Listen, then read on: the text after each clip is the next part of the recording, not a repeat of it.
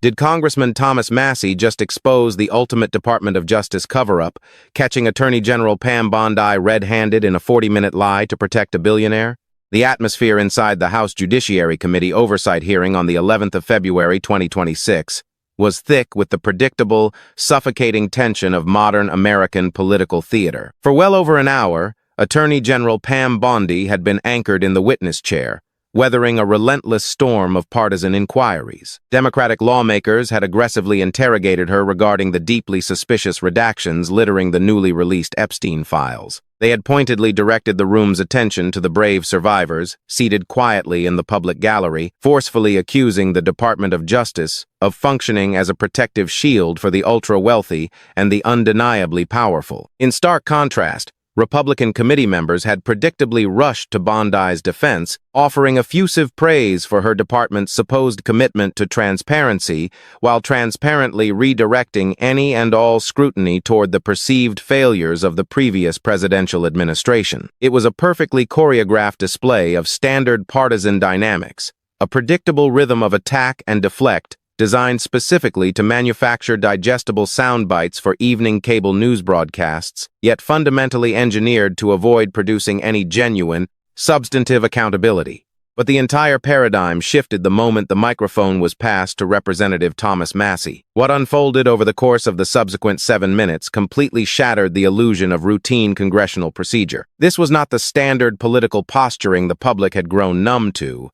This was a sitting Republican congressman meticulously dismantling the testimony of a Republican attorney general using undeniable, documented evidence. Massie possessed hard proof that the name of an incredibly prominent billionaire, an individual explicitly identified by the Federal Bureau of Investigation as a potential co-conspirator, had been deliberately and surgically redacted from publicly mandated documents. When Massie laid this irrefutable evidence bare for the world to see, Attorney General Bondi did not offer a nuanced legal explanation or a procedural justification. Instead, she launched a desperate, venomous personal attack, labeling him a failed politician and accusing him of suffering from Trump derangement syndrome, doing so entirely on camera and cementing her evasion into the permanent congressional record. To truly comprehend the gravity of this confrontation, one must understand that Thomas Massie operates entirely outside the established archetype of a typical Washington politician. Long before he walked the halls of Congress,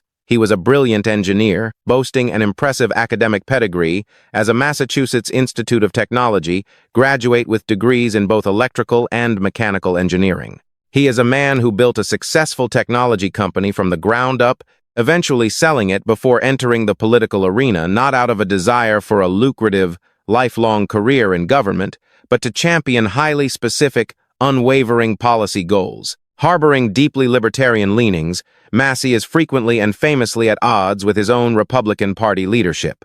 He is widely known across the political spectrum as a maverick, entirely willing to cast votes against his own party whenever he fundamentally believes the underlying policy is intellectually or morally flawed. He is decidedly not the type of representative who merely goes along to get along, and he is certainly not someone who will remain silently complicit when tangible evidence directly contradicts the government's official, sanitized narrative. This fierce independence was crystallized in November 2025, when Thomas Massie accomplished something incredibly rare in the deeply fractured, hyper-partisan climate of modern Washington. He reached across the political aisle, partnering with progressive Democratic Representative Ro Khanna to collaboratively author sweeping bipartisan legislation known as the Epstein Files Transparency Act. The core mandate of this law was brilliantly straightforward and entirely unambiguous. It legally compelled the Department of Justice to release all unredacted records relating to the sprawling, horrific criminal enterprise of Jeffrey Epstein. The legislation explicitly forbade the release of sanitized summaries or heavily redacted versions where names were conveniently blacked out for the sake of bureaucratic convenience or institutional reputation. It demanded complete, unadulterated transparency, offering absolutely no exceptions for powerful individuals and permitting no special carve-outs for those harboring elite political connections. This uncompromising demand for the truth resonated deeply with the American public. The bill was introduced in the House of Representatives, passed with overwhelming, sweeping bipartisan support, moved swiftly through the Senate where it secured a similar victory, and was ultimately signed into binding law by President Trump. Following the enactment of the law, the Department of Justice was handed a strict, legally binding deadline to release the files. When that highly anticipated deadline finally arrived, the DOJ did, in fact, initiate a massive document dump, eventually releasing millions of pages of materials. However, these were decidedly not the complete, unredacted files that the law explicitly mandated. Instead, the release was utterly plagued by thousands of baffling, seemingly arbitrary redactions that defied any logical or legal explanation. In a display of staggering bureaucratic hypocrisy, the names of vulnerable survivors were carelessly exposed in certain published documents, their identities made entirely public, even in instances where those traumatized victims had expressly and desperately requested privacy. Conversely, the names of highly powerful, deeply connected men were meticulously redacted and heavily blacked out in documents where they were explicitly listed as potential subjects of criminal investigation. Bizarrely, these very same powerful names occasionally appeared completely unredacted elsewhere within the massive labyrinth of the document dump, highlighting the chaotic and selective nature of the DOJ's concealment efforts. Congressman Massie and Khanna immediately detected this glaring, hypocritical pattern of selective censorship. They wasted absolutely no time in issuing forceful public statements, fiercely questioning the integrity and the legality of the redactions. They boldly threatened to pursue formal contempt of Congress charges against the Attorney General if absolute, unmitigated compliance with the law was not swiftly achieved. They publicly and forcefully accused the Department of Justice of operating a systematic, highly calculated cover-up, one that appeared entirely designed to fiercely protect the wealthy and the politically connected while simultaneously and cruelly exposing the most vulnerable victims. In the crucial, tense days leading up to the explosive February 11th hearing, Thomas Massie undertook an extraordinary action that the vast majority of congressional members would never bother executing. He physically traveled to the imposing headquarters of the Department of Justice in Washington, D.C., explicitly to personally review the highly sensitive,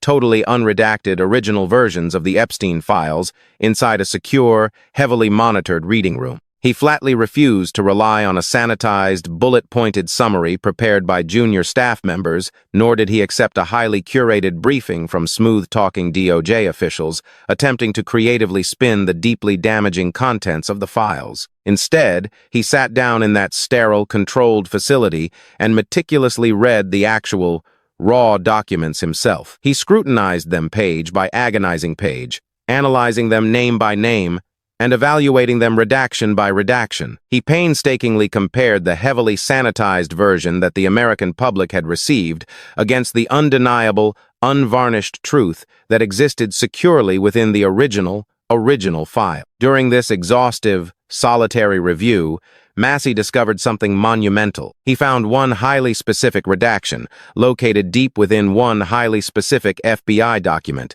that simply could not be justified under any legitimate, existing legal framework or privacy guideline. It was a name that actually appeared thousands of times elsewhere in the publicly released files, completely unredacted, publicly documented, and easily searchable by anyone with an internet connection.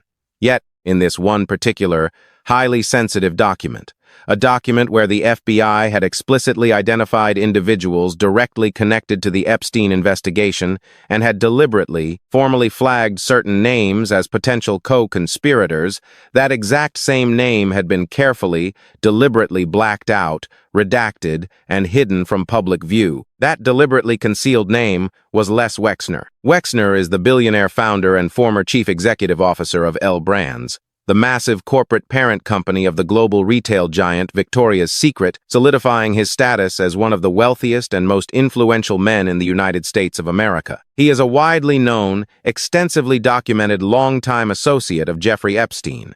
Wexner was the incredibly powerful man who inexplicably granted Epstein sweeping, almost total power of attorney over his vast, multi-billion-dollar financial empire throughout the 1990s. He was the man who permitted Epstein to reside in a lavish, monumental Manhattan mansion that Wexner himself had previously purchased. The deeply complex, incredibly opaque financial entanglement between Wexner and Epstein has been exhaustively documented over the years through relentless investigative journalism, voluminous civil and criminal legal filings, and easily accessible public records. To be absolutely clear and historically accurate, Les Wexner has never, at any point, been formally charged with any crime relating to the abhorrent, systematic abuses perpetrated by Jeffrey Epstein. Wexner has routinely and forcefully stated in public on numerous occasions that he firmly believes Epstein maliciously misappropriated his massive funds and profoundly abused the immense, unprecedented trust Wexner had naively placed in him. He has vehemently and consistently denied possessing any knowledge whatsoever of Epstein's sprawling criminal enterprise. However, according to the official, unredacted FBI document that Thomas Massie personally scrutinized inside that secure DOJ reading room, Wexner's name unambiguously appeared within official investigative materials, where the FBI itself had specifically flagged him as a potential co-conspirator in matters directly related to the overarching Epstein investigation. In this specific, highly damning law enforcement context, he was decidedly not categorized as a victim, nor was he listed as a mere witness providing helpful background information. He was explicitly designated as a potential co-conspirator. Yet, in the heavily sanitized, curated version of that very same document that was officially released to Congress and to the broader American public, the very version that was legally supposed to fully comply with the stringent, uncompromising mandates of the Epstein Files Transparency Act, that incredibly damaging designation had been entirely wiped away. Wexner's name was aggressively blacked out, specifically in the precise context where it sat right alongside the devastating, legally perilous words, potential co-conspirator. Understanding the immense gravity of this discovery, Massie meticulously made physical copies of every single document he was legally permitted to duplicate. For the highly classified materials he was strictly forbidden from physically removing from the secure reading room, he took incredibly detailed, exact handwritten notes. He comprehensively documented the glaring, undeniable discrepancy between the truth and the public release. When he finally walked into the House Judiciary hearing on the morning of February 11th, he was not armed with wild, baseless speculation, fringe internet conspiracy theories, or hollow partisan accusations. He walked in armed with cold, hard physical evidence. He possessed the heavily redacted public document, his precise notes confirming the unredacted truth of what had been deliberately hidden, and a devastating, irrefutable timeline. He was preparing to deploy a timeline that would unequivocally prove to the entire world that the redaction was never born of any legitimate legal necessity. The hearing had already been dragging on for more than an hour when Massie's strictly allotted time for questioning finally arrived. Democratic representatives had already taken their respective turns aggressively grilling Attorney General Bondi. Representative Jamie Raskin had kicked off the highly charged proceedings by powerfully pointing to the traumatized survivors gathered in the gallery, forcefully accusing Bondi of orchestrating what he explicitly termed a massive Epstein cover-up. Representative Pramila Jayapal had sharply demanded that Bondi physically turn around in her chair and offer a direct, personal apology to the survivors sitting right behind her. Bondi, maintaining an icy, defensive posture, had flatly refused to do so. She quickly dismissed the impassioned accusations as mere theatrical grandstanding and quickly pivoted to attacking the record of former Attorney General Merrick Garland, criticizing his handling of various completely unrelated cases. The pattern of the hearing was utterly clear, deeply familiar, and entirely exhausting. Democrats would attack with emotional appeals, Bondi would expertly deflect with procedural jargon, and Republicans would rush to her defense with partisan loyalty. It was the absolute epitome of partisan theater, the predictable kind of legislative exchange that easily generates sensational news clips, but tragically rarely produces any substantive, meaningful accountability. Then, Thomas Massie's turn arrived, and the very temperature in the massive, ornate hearing room seemed to plummet immediately.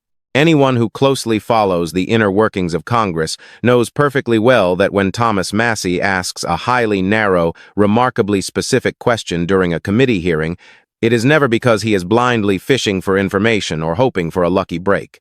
He asks the question because he already possesses the precise, undeniable answer, and he is methodically setting an inescapable trap to force the witness to admit it on the official, permanent record. Massie deliberately did not kick off his line of inquiry with broad, sweeping accusations about institutional failures or grand, shadowy government cover-up. He opened his questioning by intensely focusing on a single, solitary document, containing a single name, hidden by a single, inexplicable redaction. Attorney General Bondi, Massie began, his voice maintaining a remarkably calm, measured, and almost unnervingly conversational tone. I want to ask you about something I found while reviewing the unredacted Epstein files this week. With deliberate, practiced precision, he held up a physical document printed on standard white paper, specific lines vibrantly highlighted in yellow marker. It was exactly the kind of striking visual aid that immediately signals to every single person watching the proceedings. This moment has been rigorously prepared.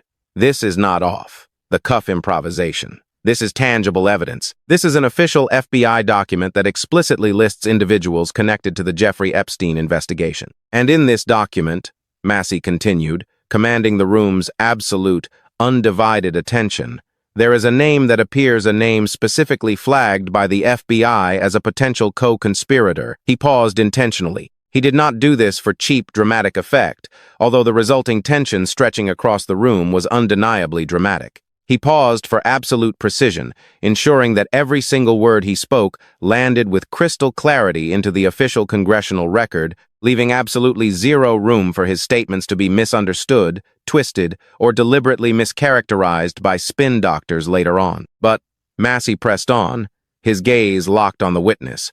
When your department released this document to the public, that name was redacted. Can you explain why the name of a potential co-conspirator was hidden? The massive hearing room instantly plunged into an eerie, suffocating silence. This was decidedly not the polite, indifferent quiet of bored people patiently waiting for a bureaucrat to answer a routine, mundane, procedural question. It was the tense, hyper-alert silence of hundreds of people simultaneously realizing they were about to witness something incredibly significant and potentially historic unfold right before their eyes. Seasoned reporters in the press gallery abruptly stopped typing mid-sentence. News camera operators swiftly refocused their lenses to capture every nuanced expression. Political staffers seated securely behind Bondi suddenly leaned forward in their chairs, their casual demeanor vanishing. Bondi herself shifted uncomfortably in her premium leather seat. It was a remarkably small movement, perhaps barely perceptible to a casual viewer watching at home on television, but in the unforgiving realm of high-stakes congressional testimony, every single micro-adjustment serves as a glaring, undeniable tell. She quickly glanced over her shoulder toward her legal staff seated directly behind her. One of them, a gray-haired man wearing a sharp, dark suit, likely her senior counsel, made very brief eye contact with her, but offered absolutely no visible guidance, verbal reassurance, or helpful documentation. Left completely to her own devices, Bondi turned her attention back toward the microphone and immediately deployed her first, standard line of defense. Pure, unadulterated procedural deflection. Congressman, Bondi stated firmly, attempting to project unshakable authority. As I've stated repeatedly throughout this hearing, the Department of Justice worked around the clock to release these files within the statutory deadline set by Congress. We made every effort to balance the mandate for transparency with our legal obligations to protect victims' privacy and preserve the integrity of ongoing investigative equities. Her carefully rehearsed answer sounded remarkably polished, perfectly reasonable, and deeply bureaucratic. It was highly technical, the exact kind of meticulously crafted non-answer deliberately designed not to genuinely inform the questioner, but rather to construct the fleeting appearance of responsiveness while entirely and skillfully avoiding the actual substance of the question. Thomas Massie, that is not what I asked, Attorney General, Massie shot back immediately, his tone sharpening. I did not ask about your general process for releasing files. I asked about one specific name in one specific document. Why was it redacted? Bondi desperately attempted her defense a second time, this time pivoting sharply toward citing dense, complex legal justifications to muddy the waters. Congressman, she began again, her tone tightening noticeably. There are multiple reasons why names might be redacted in investigative documents of this nature. Privacy concerns for individuals who may have been mentioned but not charged. Ongoing federal investigations that could be compromised by premature disclosure. Grand jury secrecy rules that impose legal obligations on the department. Witness protection considerations. Each redaction decision involves careful legal analysis by career prosecutors and DOJ attorneys who specialize in. Massie decisively and sharply interrupted her. His voice remained remarkably calm, incredibly measured, yet it had grown noticeably harder and far more direct. "This name is not a victim, Attorney General," Massie stated forcefully. "This name is not a witness requesting anonymity. This is a name that the FBI itself flagged as a potential co-conspirator in its own investigative materials. So let me ask you again, very clearly, why was this specific name hidden from the American people?" And then, without an ounce of hesitation or fear of reprisal, Massie dropped the absolute hammer. He said the fiercely guarded name out loud, placing it irrevocably onto the official record, right in front of every rolling camera in the room, right in front of the traumatized survivors sitting quietly in the gallery, and right in front of the breathless journalists whose fingers were already hovering urgently over their keyboards. Les Wexner. The sheer, monumental significance of that precise moment simply cannot be overstated by any objective measure. Les Wexner is decidedly not some minor, peripheral figure lingering in the shadowy background of the Jeffrey Epstein saga.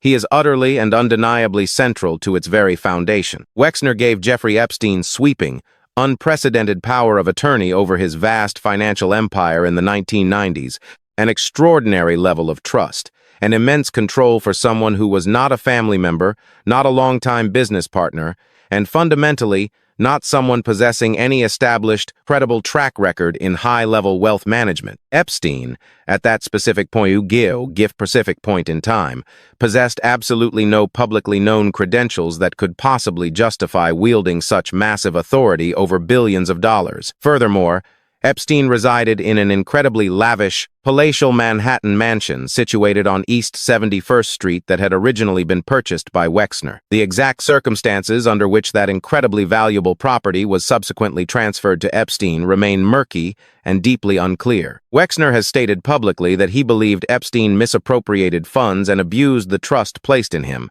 But the incredibly complex financial relationship between Wexner and Epstein lasted for years. It has been meticulously documented in court filings, investigative journalism, and public records. And despite Wexner's public statements desperately distancing himself from Epstein after the criminal allegations became public, deep questions about the true nature and extent of their relationship have never been fully answered. Les Wexner has never been charged with any crime related to Jeffrey Epstein. There has been no indictment, no criminal complaint, and no formal allegations of direct participation in Epstein's offenses. He has denied any knowledge of Epstein's criminal activities, characterizing himself purely as a victim of Epstein's deception. But according to the FBI document Thomas Massie reviewed in the Department of Justice secure reading room, Wexner's name unambiguously appeared in investigative materials where the FBI had flagged certain individuals as potential co-conspirators. Not a victim, not a witness providing information, but a potential co-conspirator.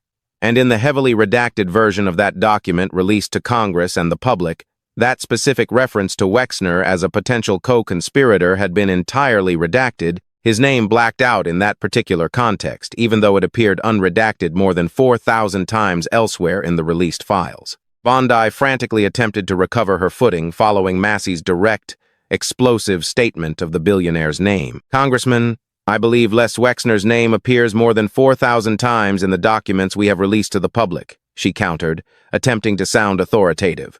"His name is not hidden. It is throughout the material." It was a classic, masterful deflection. Technically speaking, her statement was entirely accurate. Wexner's name did absolutely appear thousands of times in completely different documents. However, her response entirely, deliberately avoided addressing the highly specific, highly damaging question that Massie had explicitly asked. Massie, entirely unfazed by the misdirection, did not let her misleading deflection stand. "I know it appears 4,000 times. Attorney General," Massie fired back without missing a single beat. "I have reviewed the files personally. But in this specific document, the one where the FBI identifies certain individuals as potential co-conspirators in the Epstein investigation, his name is redacted, not elsewhere in this document. Why?" The question was brilliant in its surgical precision. Massie was not inquiring about their vague, overarching redaction policies, nor was he asking about the thousands of other completely mundane mentions of the name. He was demanding an absolute answer about this one. highly specific redaction, utilized in this one, highly damning context. Bondi nervously looked back toward her legal staff yet again. The same senior counsel was now typing rapidly on a laptop, clearly and desperately searching for something, a legal justification, a procedural explanation, absolutely anything that could adequately address Massie's incredibly specific, devastating question. Another staffer urgently leaned forward and quickly whispered something directly into Bondi's ear. She nodded very slightly, composed herself as best she could, and turned back to face the hot microphone. "Congressman," Bondi stated, her voice tight, "if there was an error in that particular redaction, we will review it, and we will correct it. The department is committed to full compliance with the statutory requirements, and if a specific redaction was made in error, we will address it." On the surface, it sounded somewhat like a reasonable concession, an acknowledgement that perhaps a mistake had been made, coupled with an offer to properly fix it. But that is precisely when Thomas Massie deployed the definitive piece of evidence that utterly transformed the entire exchange from a dry argument over bureaucratic process into absolute, undeniable documentation of active government concealment. Massie leaned forward slightly, his facial expression remaining perfectly unchanged, his voice still maintaining its icy, calm demeanor. "Attorney General Bondi, I am very glad you said that," Massie stated smoothly, "because I need to inform you in this committee of something that happened approximately 40 minutes ago." He calmly reached for yet another printed document resting on the desk right in front of him. "After I raised this issue publicly earlier this morning," Massie explained, his voice ringing through the silent room, "after I stated in a public forum that Les Wexner's name had been redacted as a potential co-conspirator, your department quietly unredacted that name in the online version of the document." He dramatically held up the freshly printed, completely unredacted document for everyone to see. "So let me be very clear about what just happened here," Massie declared. "I caught you hiding a potential co-conspirator's name, and within 40 minutes of me catching you and making it public, your department fixed it." The massive hearing room practically erupted. It was not an eruption of chaotic shouting or cheap theatrics, but rather the unmistakable electric sound of a massive news story breaking in absolute real time. Reporters in the press box began typing frantically, hammering on their laptops. Camera operators aggressively adjusted their focus lenses, desperate to capture every micro-expression on Bondi's stunned face. Congressional staffers on both sides of the political aisle leaned sharply forward, several urgently reaching for their mobile phones. Democratic members turned to look at one another, their eyebrows raised in sheer disbelief, while Republican members shifted highly uncomfortably in their premium leather chairs, quickly recognizing the grim reality that this was no longer mere partisan theater. This was a deeply serious moment where one of their very own members was presenting irrefutable, undeniable evidence against their own party's appointed attorney general. Because Thomas Massie had just documented a devastating sequence of events that simply could not be explained away through slick, bureaucratic procedural language. The facts were now undeniable. A highly sensitive name was redacted, he identified it publicly, and exactly 40 minutes later, it was magically unredacted by the DOJ. That specific 40-minute timeline proved something absolutely critical.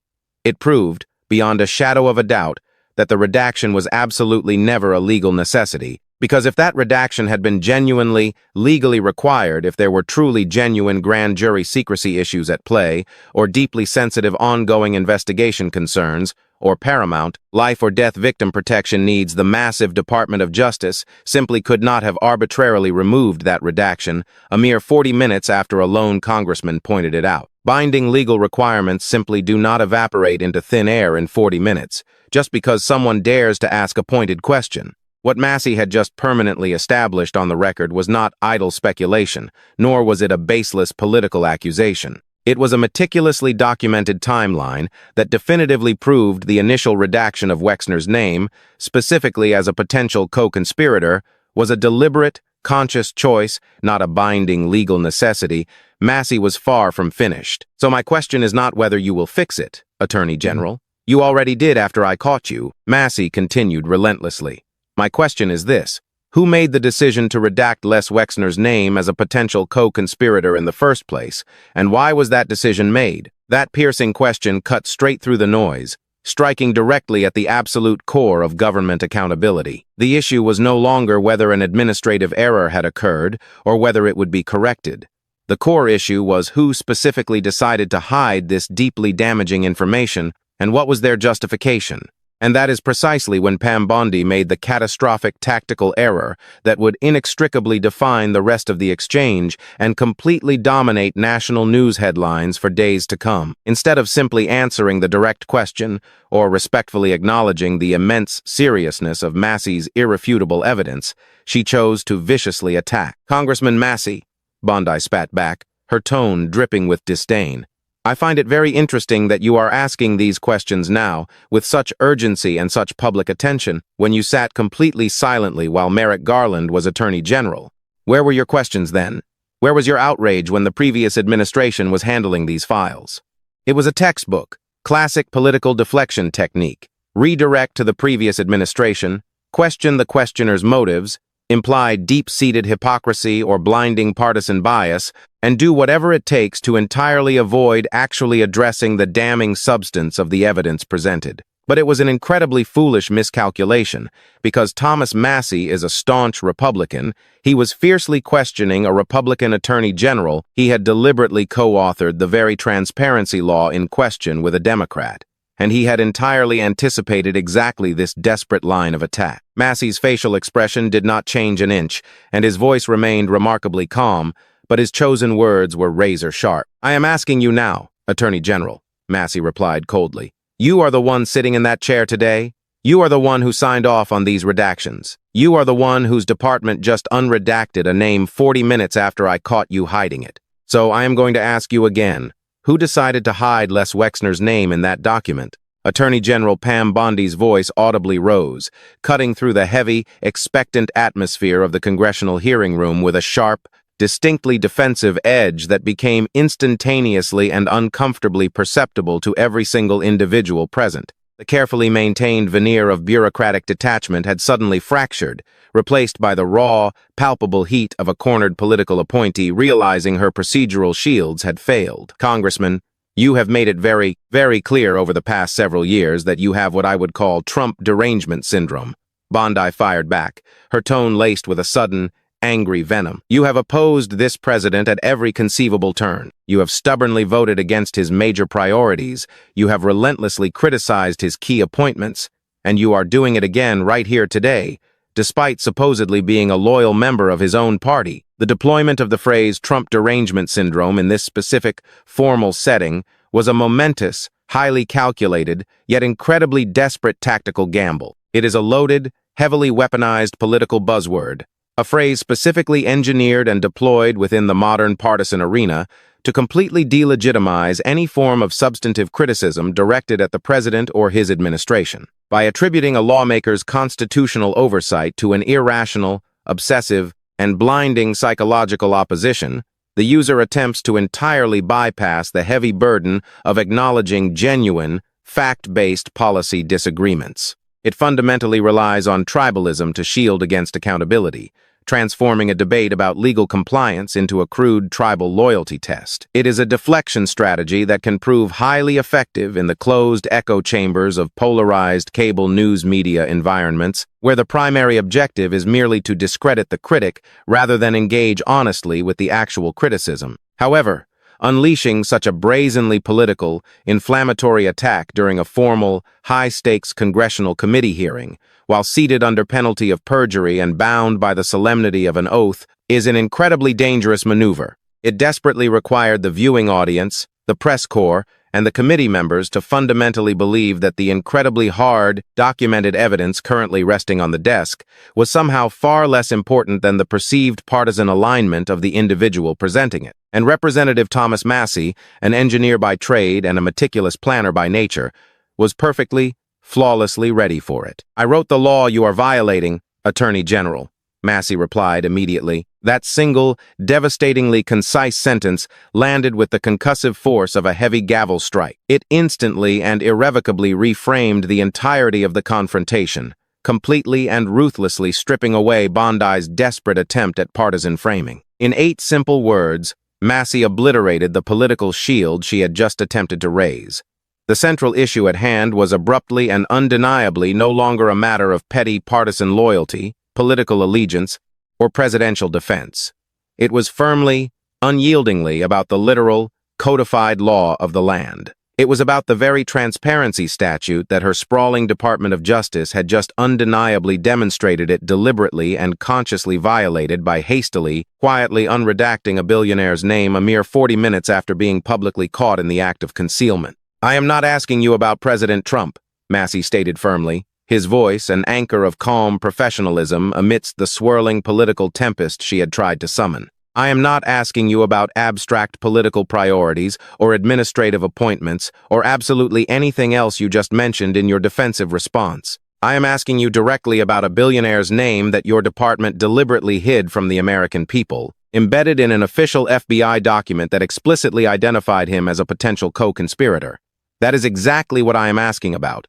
So answer the question." In the high-stakes, intensely scrutinized world of congressional oversight hearings, seasoned observers recognize that there are generally two distinct kinds of moments when a witness abruptly falls into silence. The first kind occurs when a witness genuinely and legally cannot answer because the requested information is legitimately classified, legally privileged, or strictly protected by the sensitive needs of an ongoing, active law enforcement investigation. The second kind of silence occurs when a witness absolutely will not answer because they recognize, with terrifying clarity, that the unvarnished truth is far more damaging, humiliating, and legally perilous than their silence. Every single person watching this confrontation unfold, from the seasoned lawmakers on the dais to the cynical reporters in the press gallery, understood exactly which kind of moment this was. This profound silence, hanging heavy in the air, was the unmistakable sound of a defense strategy crumbling under the weight of empirical reality. Bondi desperately tried one final, aggressive deflection,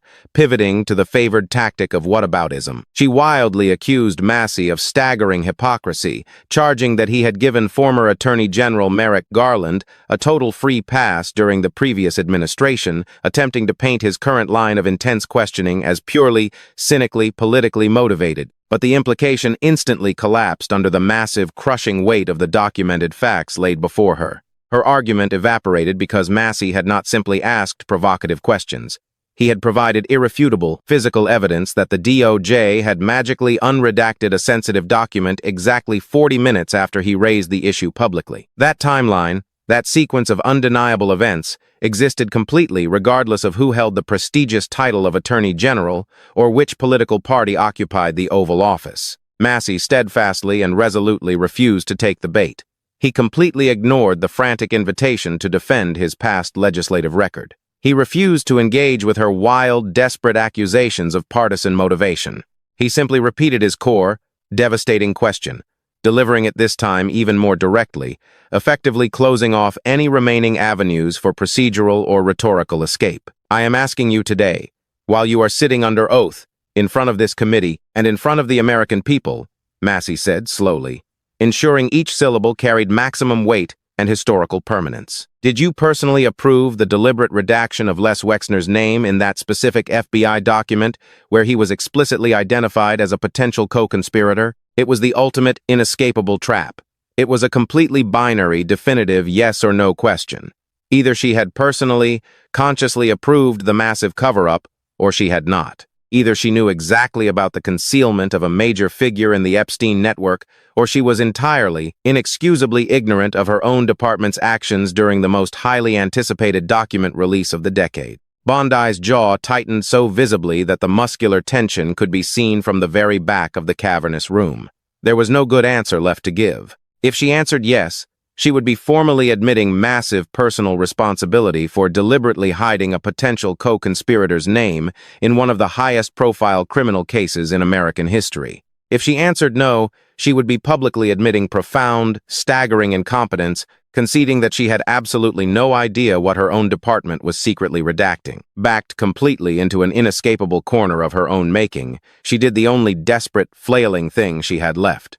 She viciously and inappropriately attacked the questioner personally. "Congressman," Bondi spat out, her face flushed with unmistakable anger, "I am absolutely not going to sit here and be lectured by a failed politician who has spent far more time actively attacking his own party than he has fighting for his actual constituents." Failed politician. She actually said it out loud, on live network camera, to a sitting member of the United States Congress. It is the ultimate, desperate kind of attack, deployed exclusively when a cornered public official has completely and utterly run out of substantive, factual responses. It is the absolute last resort used when the hard evidence resting on the table is simply too strong to logically refute. But Thomas Massie is the exact opposite of a failed politician. He is a highly successful, multi-term U.S. congressman who has consistently won re-election by wide margins, and crucially, he is the literal co-author of the transparency law Bondi was actively violating. Hearing her desperate, flailing insult, Massie simply smiled, a small, tight, deeply knowing smile. "I am not a failed politician," Massie replied with masterclass calm and supreme professionalism. "I am a sitting U.S. congressman.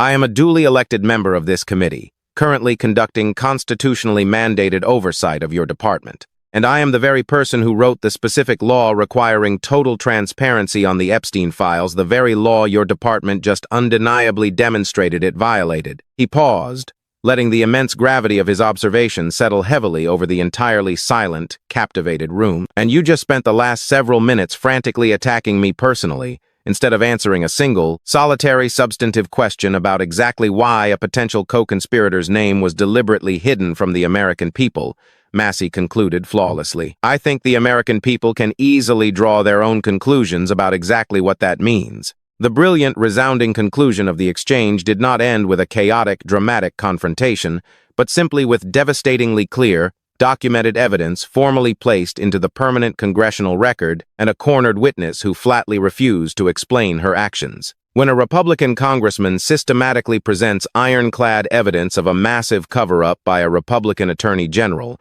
it cannot be casually dismissed as mere partisan bickering.